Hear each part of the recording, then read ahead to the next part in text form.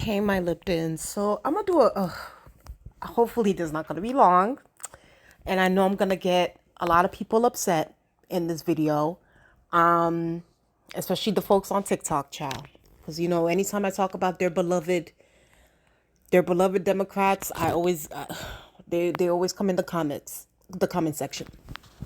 But let me just say this, right? Listen, at the end of the day, I live in New York City. I did vote for ZohranMamdani. And it's one of those things where it's like, okay, like I would say like my politics, I would say I'm more so farther to the left than Zohran is. But whatever. I picked him over. I thought he was a better option than Cuomo and Adams and the other candidates that were in the race. And to me, like, well, one, let me, child, let me be, the good news girly. Like, Zoran has been putting in a lot of the work. Like, I'm not gonna lie. Like, I have been I've been keeping a close eye because let me tell you guys something. I'm done with being duped by politicians. I'm done with being hoodwinked, bamboozled, led astray, brainwashed by these politicians. Okay. So I've been keeping a close eye, and I have made a video where I criticize Zohran Mamdani for endorsing Kathy Hochul. I still believe that is truly a mistake for what he did. And if we're really gonna be honest about it, he's not really getting much out of the deal with Kathy Hochul and whatever. Outside of that, like I like what he's doing with the child care, the universal 2K and the pre-K stuff. I know that he's getting up and started with the supermarkets, the 5 supermarkets in each borough. I think by 2029, all 5 should be built up and running to go. Um, he what else did he do? What else? It's been so much, but like I know that now with this whole how do you say P to tier tax, the tax thing that he's doing on the well, the governor is the one that kind of bent the knee a little bit to that, as far as like when it comes to like taxing millionaires that own like a second home in New York City, and like the homes go for like 5 million. Like if the home is like $5 million and up, then we gotta you know we gotta tax you. The fact that like you own a second home in New York City and you don't even live here and yet you're not being taxed is crazy to me. And the fact that like a Democratic Socialist mayor had to come into New York City for them to kind of pressure you into doing that, knowing the kind of struggles that New York City has been having, it just shows the kind of character that Kathy Hochul has. And you already know I don't like that broad anyway. So I appreciate a lot of the things that he's been trying to do, especially with trying to get the buses fast and free, the universal pre-K, the childcare. So I appreciate it. And the rent, and I know the whole rent freeze thing, it still has to go through the board. I know that's like an independent situation there, but I know that he did stack the board with the people who are mostly going to be aligned with what he wants as far as like a rent freeze. So I appreciate all that. But here's my thing. I still feel like Zoran, there's some things that he has done the right. It's like I've highly disagreed with him on. Obviously, the first thing, endorsing Kathy Hochul, backing Hakeem Jeffries. That's another problem too. That's another beef that I have with Zoran. First of all, Hakeem Jeffries. First, he didn't even want him. Like, let's just be very clear. He didn't want Zoran. They want, clearly the Democratic establishment wanted Andrew Cuomo to win. At least Chuck Schumer stood on his Zionist business and said that like I'm just not gonna endorse the man either way. But Hakeem Jeffries literally waited like the day before the general election to endorse Zoran, and honestly, it really didn't do much. But like, and then ever since then, it's always been like this backhanded thing, like where they've kind of tiptoed around like embracing Zoran. Now, and I've disagreed with whatever. And then like so Zoran's like preventing of like a progressive challenger, Chio Safe, from challenging Hakeem Jeffries rubbed me the wrong way. His endorsement of Kathy Hochul instead of endorsing Antonio Delgado. And I believe that he dropped, I don't know why he dropped out from the governor race, because he was to the left of Kathy Hochul. And I honestly I would have made sure that I promoted him all over through my social media. But yeah, like when he did that, that shit really, and that definitely rubbed me the wrong way. Be, because it's like, bro, like Antonio Delgado is mostly aligned with what you want in the ideology that you have. So why not endorse the guy to the left of Kathy Hochul? And I get it from Kathy Hochul's end. She did it because, like, okay, this democratic socialist merit is surging, and even though I don't agree with him, I want his voters to vote for me. But it's like, at least, get some tangibles out of Kathy Hochul before you go ahead and endorse the woman. And from what we've seen so far, I'm gonna be honest with you, I know people are trying to praise Kathy Hochul and Zohran for this tax thing. Mind you, this deficit that is in New York City is like a 5.3 or $5.4 billion deficit that was caused by the Eric Adams administration. And let me tell you guys something. That P-to-T or whatever it's called, millionaire tax that they're doing on these $5 million homes is only going to generate like $500 million out of that. So they're not even going to cover majority of the deficit. So it's still like, if you really think about it, and don't get me wrong, like I'm happy that, like, yes, is it a good thing that like Kathy Hochul at least bent a little bit to it? Yes. But at the end of the day, Zohran's goal is to tax these billionaires and these corporations that are in New York City not paying their fair share. And Kathy Hochul refuses to do so, because she's also bought and paid off by these donors. Not only these donors, by the Zionist lobby as well. So it's confusion to me when Zohran endorses her. And it's like, bro, like you have to remember, like, you got into office because you also rode the coattails of like the Free Palestine movement. And there have been times where I've seen Zohran kind of backtrack and back away from his Free Palestine stance, and especially how like there were times where like he has not stood on business when it comes to defending certain voices within the Free Palestine movement, which has been, if anything, extremely disappointing. Because if anything, a huge block in New York City, especially me, voted for him because of how much of a anti-war, like, I'm for the Palestinian liberation and rights. So to see that, it was really disappointing. Now, let's get to Barack Obama. Because when I saw this, I was just like, okay, girl. Okay, girl. And y'all already know, on this channel, I'm over the y'all already know on this channel, like, I do not like the Democrats. Like, I don't forget a third party. I want 5 parties. Like, give me like multiple parties. Like, I want to be like the European countries where they have multiple parties with different ideologies. Like, I feel like, because that's how, like, the United States is such a melting pot. Like, a two-party system is not, it doesn't work. And it's not just like when it comes to like the left. Like, I feel like also on the right, and I've kind of been getting annoyed with the right when it's like, oh, like, we only had 2 options, but now I regret voting for Donald Trump. And I'm like, bitch, then build your own party. Build a party from the ground up. You have enough money over there to build your own party from the ground up that is an anti-war, because there's clearly a lot of anti-war sentiments that's going on the right. So it's like, that's a whole different conversation when it comes to building new parties. But I'm over the Democrats, as it is, as y'all guys know. Now I just vote for individuals that I believe are like, and I don't care if they're third party, Green Party candidates. I'm gonna vote for whoever aligns with my politics. And for me, when it comes to Barack Obama, it's especially as I got older and I got to know his record, and it really, really opened my eyes. Because like when I was extremely young, like we were taught that, oh my God, Barack Obama, like, the first Black president, like he's just hope and change and da-da-da.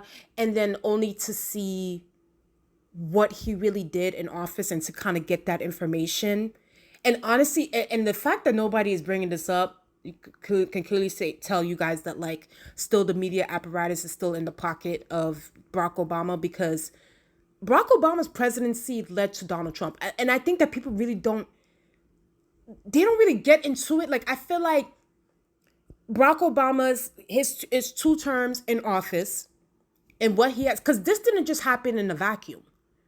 This was a situation where people truly believed in Barack Obama. They truly believed that like he was going to be the pro working class guy. He was going to get us out of the Iraq war. He was going to be the anti-war president.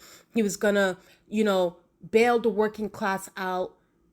But he came into office and did the complete opposite. He bailed out Wall Street. He bailed out the banks. Black home ownership it pummeled under the Barack Obama administration. Like, y'all literally can go look that up. And then on top of that, we're not even going to talk about a lot of the war crimes that he did abroad.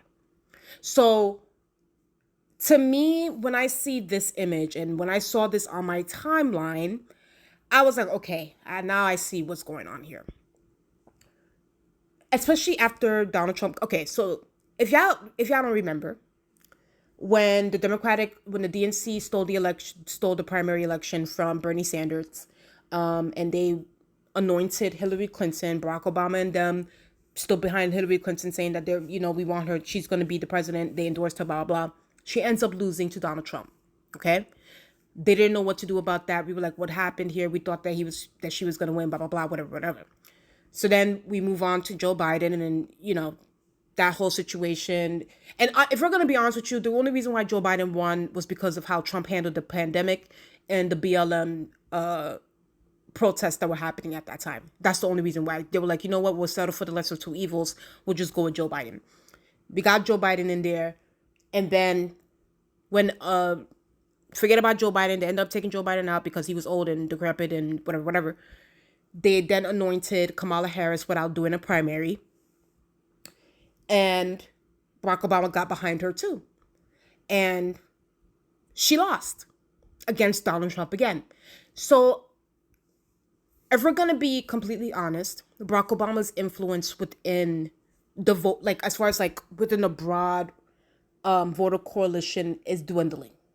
And I think that not a lot of people have really addressed that. Like, people have kind of woken up to what Barack Obama did in office, people like me, and we've been calling, especially even before this, like we've been calling out a lot of the war criminality antics that Barack Obama has done and what he hasn't done for Black people, especially because, let me tell you guys something. Black people are the biggest, still to this day. You guys can go to the comment section of a lot of these posts where these pictures of Zohran and Obama is posted.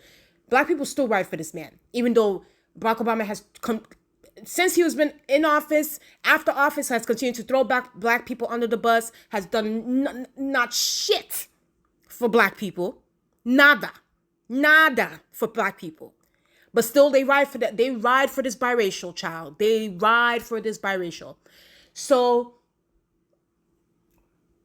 but apart from like, I would say like a majority of like, I would say like millennial and like the boomers and Gen X Black people, I would say more so Gen Z is kind of a little bit woken up to who Barack Obama is. But, still that older demographic is still very much so in love with Barack Obama. But however, like across the board within the United States, Obama's influence has dwindled completely. And he has seen Zohran Mamdani. He sees how Zohran Mamdani has galvanized a lot of voters. And I also think that he also sees how people, even though I don't agree with it, but people are also comparing Zohran and him together, saying that, oh, he's like an effective communicator like Barack Obama, blah, blah, blah, blah, blah. And I think that in a way, to me, what this looks like, I feel like Barack Obama called Zohran and said, hey, how you doing? I see what you're doing in New York. What's the tea? Like, can I pop up over there? And like, let's do something together. Let's do a cute little photo op. You know what I mean? That's what it's giving, to kind of get that like Zohran rub in a way, and also to somewhat whitewash Barack Obama's image. Okay? Because someone said this on Twitter and I agree with it. And this is where it comes to Zohran too with me. Because this person said morally indistinguishable from campaigning with Dick Cheney. And I know a lot of people are gonna be mad when they see that. But it's true. Because Barack Obama is also a war criminal too. And here's my thing too, I would say with like, I don't know, with Democrats in general, like Democratic voters and things like that. I'm a little bit confused. So when it comes to like war crimes and like war and genocide and all these different things, do we only speak out and are angry about it when Republicans do it? Do we only like blame the voters and get angry at everybody else and talk and do all this extra nonsense when Republicans do it? But when Democrats clearly have a record of also genocide, war crimes, like, using like just also aiding and abetting ICE as well. I saw something a couple of months ago where, ICE did start up under the Bush administration, but they're saying that like when Obama got in, he added even more money than George W. Bush to ICE. So he picked them up even more. He funded ICE even more. And that's why, of course, when Obama was president, they called him the deporter in chief at that time, because he deported more people than any other U.S. president. Even to this day, right now, even though, people are making because Trump likes to do a lot of political theater. But even right now, still, Trump has not even gotten to the records of deportations like Obama did. Obama deported millions of people. Trump has not even gotten to that number. He hasn't even gotten to 1 million, if I'm not mistaken. So it's like, and that's my thing. I want to kind of ask like the Democratic voters, the liberals and stuff. So what's the tea? Like, do y'all only speak up and speak out when Donald Trump is continuing the genocide in Gaza and, supporting wars and creating a war in Iran and things like that? But y'all won't call out the genocide that how Joe Biden is the one that rolled out the red carpet for the Gaza genocide. So which one is it? Like, are we not going to call out the war criminality, the hawkishness on both like on the Democratic side too? And just so that we can kind of, because I know, a lot of us were young when Barack Obama was in office. So here we go. I knew I had to save this one day to show it to you guys. Shout out to this person. A U.S. citizen. Don't you guys miss Obama? 8 years, 0 scandals. Well, besides butchering Libya, destroying Syria, increasing drone strikes by over 1,000%, unaliving a U.S. citizen with a drone, refusing to push for single-payer healthcare even with a Democratic supermajority, colluding with the DNC to sabotage the campaign of Bernie Sanders, bailing out the big banks and Wall Street after the 2008 financial crisis. He once wore a tan suit. He bombed civilians in Libya. He armed extremist groups in Syria. He expanded NSA mass surveillance. He failed to help the Flint, Michigan water crisis and even mocked them by drinking water in front of them at a speech given in Flint. Fueled Saudi Arabia's G-side in Yemen, which led to the largest cholera outbreak in history. He gave billions of dollars in weapons to the white and blue country as they launched assaults on Palestinian civilians and children. He orchestrated the 2009 coup of President Manuel Zelaya in Honduras before installing a violent far-right dictatorship. He facilitated the 2014 overthrow of the Ukrainian government, which was backed by right-wing extremists. He prosecuted more whistleblowers under the Espionage Act than all previous presidents combined. He failed to reform policing after the Ferguson riots. He expanded AFRICOM and U.S. military presence in Africa. He allowed gun running to Mexican drug cartels, which resulted in the unaliving of a U.S. Border Patrol agent. He failed to meet the ecological guidelines of the Paris Climate Accords, which he bragged about signing. He allowed the seizure of large parts of Iraq and Syria by right-wing extremist groups. He deliberately misled the public about the attack in Benghazi and Hillary Clinton's involvement. When Obamacare was launched, the website crashed. He allowed American veterans to pass away due to lack of health care stemming from the underfunding of the VA. And he signed the free trade deal known as TPP, which was aimed at outsourcing American jobs. But yeah, other than that, no scandals at all. Obama. So, and here's the thing. When you show this to like Democratic voters or liberal, like they get mad at you for pointing out the fact that like, yo, let me tell you guys something. If we're really gonna be honest about it, the Democratic Party and the Republican Party, they really serve one master. Like, they're two birds of the same wing. I mean, one bird of the same, whatever the saying is. Y'all know what I'm talking about. Two two sides of the same coin. You know what I mean? So it's like, and on top of that, he's a whole Zionist. That's the thing. Like, Barack Obama is a whole Zionist too. Like, as you guys can see, like that whole like let's send $3.8 billion to Israel, that started under the Obama administration.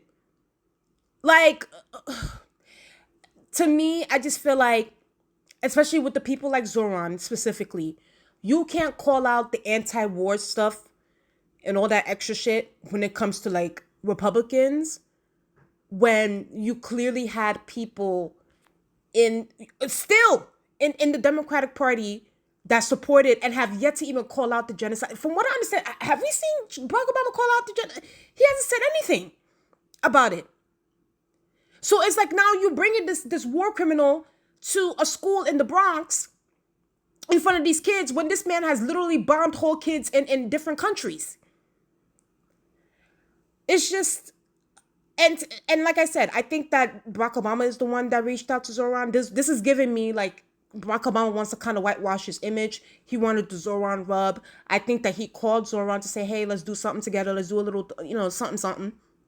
And then Zohran was like, okay, you come to New York and let's promote this free childcare thing. It's just like, yes, it's cute, but it's like, what is it really do? And honestly, at this point, I'm happy that like more and more people are doing their research and finally open their eyes to Barack Obama, because he's a horrible person. He was a horrible president. He didn't do anything for the working class people. He mostly bailed out Wall Street, like I said, Wall Street and these banks. He definitely didn't do anything for black. And honestly, I'm gonna be honest with you, the day that black people finally wake up to not only just Barack Obama, but the Democratic Party at large, that day it will be my happiest. Because I truly feel like black people need to have like, I don't even think independent, like they need to have their own union at this point. Like, you're not gonna get the black vote unless these are the tangible needs that are needed for the black community. So, but y'all already know, right? Black people, when it comes to, it's just, and I hate to say it, like black people will allow Democrats to just walk all over them without getting anything out of the deal. Only because like the freaking Republicans will say the N-word loudly and the Democrats will be more, I say it, like more coverted with their racism. So I don't know. Either way, I know I'm gonna get a lot of people mad when I put this video up. So you guys tell me what you guys think in the comment section below. Please like, comment, subscribe to the channel. Let's get up to 2,000 subscribers. I'll talk to you guys later. Bye.